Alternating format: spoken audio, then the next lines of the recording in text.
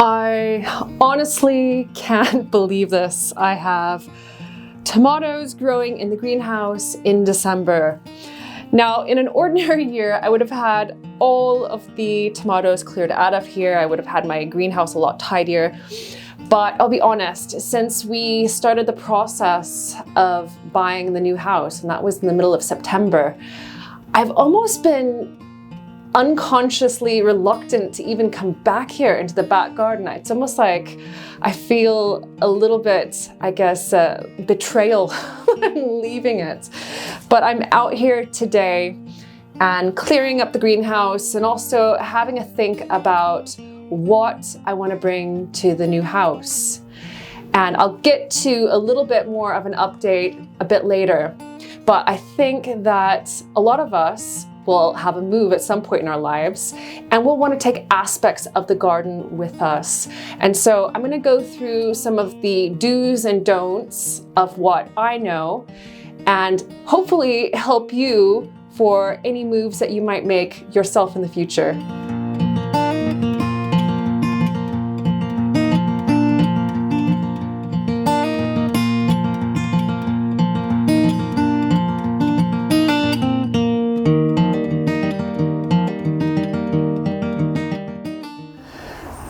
Moving house is stressful in the best of times, but when you're moving a garden, you're thinking about not only moving all of the furniture and all of your personal items from inside the house, but it's also moving things like containers and sometimes plants and other items. A friend of mine actually moved her shed to a new home when they purchased it this year. So there's a lot that needs to be done. But there are some legal aspects to moving parts of the garden that a lot of people aren't aware of. They're common sense things for the most part, but they are a bit tricky. So you do have to be clear. But first of all, you might wonder, didn't you just move recently? And it's true. We bought this house just over 2 years ago. We've only been here for 2 years. That's insane. The entire idea was that this was a stepping stone house. We were getting on the property ladder. We were renters before. We're going to work on this small back garden, make it really nice, sell it after 5 years, and then upgrade to a bigger property. But that bigger property came along a little bit earlier than we expected. But let's go back to the rental aspect, because the last time that I moved, it was from a rental property to this house. And the rules on what you can take from the garden are different based on whether it's a rental or whether it's a home that you're purchasing.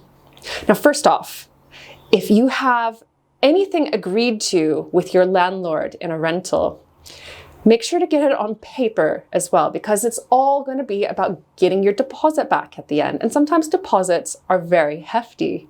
So if it says that you can build vegetable beds in the back garden and leave them, then that's great. Then it's very little work on your part.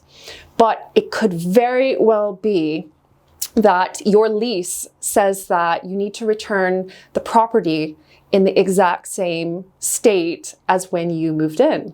And so that could mean that you have to deconstruct your vegetable beds, level the soil, resow it with grass seed, definitely take anything that you planted or pots and containers, anything that you have put into that garden, you have to take away. Moving from a rental to another rental or from a rental to a property that you're buying is a totally different process than actually moving from one house that you own to the next one. And that's because there is this little experience in between those 2 points, and that's called selling your house. And so you've got people coming to view your house, they're looking at it, they're looking at the garden, and they make an offer. And when those people move in, they expect that the house is going to be in the same state as when they viewed it. So if they walk into the house and the kitchen's gone, they're not going to be very happy, will they? And the same principle applies to the garden. So if you take out massive features, landscaping, loads of plants, sheds, greenhouses, things like that, without being clear about your intentions, then you could actually be in violation of the sale and of all of the legal documents in transferring the house to the next person.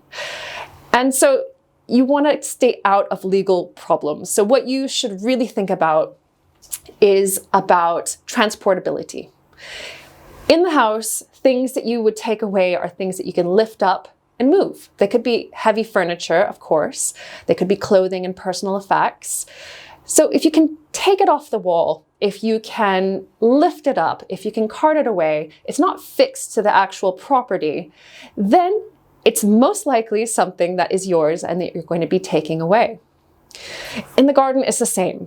So you can lift up containers and pots. You can take things like stepping stones if it's not an integral part of the landscaping. If you can lift it up and take it out, it's probably fair game for you to take to the next place. On the other hand, if it's a semi-permanent structure like this greenhouse or a shed or the rose arbor that I have here in the garden, it's semi-permanent, it's fixed, and it is seen as part of the property. And the same goes for any plants that are in the ground. And it's more, I suppose, important for plants that are perennials and for ornamental purposes rather than vegetables that you might have growing in your garden beds. But those plants, especially if they're part of a landscaping theme and they are to decorate the house, they really need to stay. But you can take anything else pretty much. You can take the structures for vegetables and flowers to grow up, so the trellises. All of the smaller things that you can put into a van, they can go. If from the get-go you tell the real estate agent that you intend to take the shed with you, like my friend did this summer when she sold her house, or that the greenhouse is coming with as well, that's clear from the get-go, you're fine. But if you're at the stage of the sale that I'm in right now, where we've had the buyer agree to our price and we're moving forward and no word about the back garden has been said thus far, then you might be in a little bit of trouble if you start taking things that the new buyer will expect will stay in the garden. So we've been here at this house 2 years now. And that's not very long to own a house before selling up and moving on. And that really wasn't our intention. Our plan was to get on the property ladder, be here for 5 years, work on the garden, work on the house, sell up, and then move to a property with a bit more land. Now, that property came up a lot sooner than expected. And so we are getting ready to go and we're really excited about it. But my point is that we knew we were going to sell this place. And so I've tried not to put any sentiment into anything that we've put into the garden because I knew that it would be something that would need to go to the next person. So when we put the house up as a listing, didn't mention anything about the garden, just let it be assumed that everything came with the greenhouse, the raised beds, the rose arbor, everything that was a permanent kind of fixture and a part of the landscaping that was assumed to be part of the property. But I've changed my mind about one element in the garden, and it's been kind of playing on my mind recently. And I don't really see myself as a sentimental person, but I do have a bit of sentimental value growing for my herb spiral. And I didn't mention it at the time when I did my video for how to build the herb spiral, but that project and that structure is going to be featuring in my book, and that's out in February. That's a Woman's Garden, Grow Beautiful Plants and Make Useful Things. And each chapter will have a featured garden project, and the herb spiral is one of them. Now, I could buy new bricks and rebuild it again at the new house, but I kind of want to take the herb spiral with. And another reason is that I suspected also that our buyer isn't really a gardeny person. Single guy, I think he must be in his early 30s or somewhere in there. And I just had visions of it just not really being taken care of and it being part of my book and wishing that I could come back and take it away. And so I got in touch with the real estate agent and he got in touch with our buyer, and I was just direct and I said, I'd like to take the herb spiral with and asked. And it took a couple of days to get the message back, but it was 3 words: take it away. And so I will. And so very soon now, we're going to start packing up the house. We're going to start packing up the garden. I'm going to be taking some of the plants with me, and anything, I suppose, that will stay here, I hope it will survive, but that will be the new buyer's responsibility if they wish it to be so, or, you know, to do whatever they want with it. And I think that this is a really good point, because I think that as gardeners, we assume that everyone else will cherish the gardens that we create. And when they take it on, when they buy a home, that they will also be just as in love with it as we are.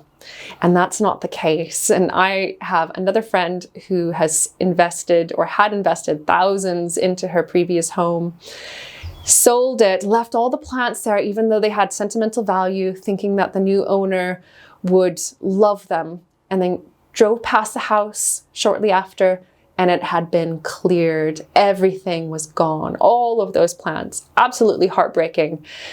So I suppose the point of that is that if you do have sentimental value about your plants, of the roses that your mother grew and that you have growing in your garden still, make sure that you make plans and are very clear about it that you want to take them with. On the other hand, you could leave everything and have a fresh start at the new house, which is what I'm hoping for the most part, for us.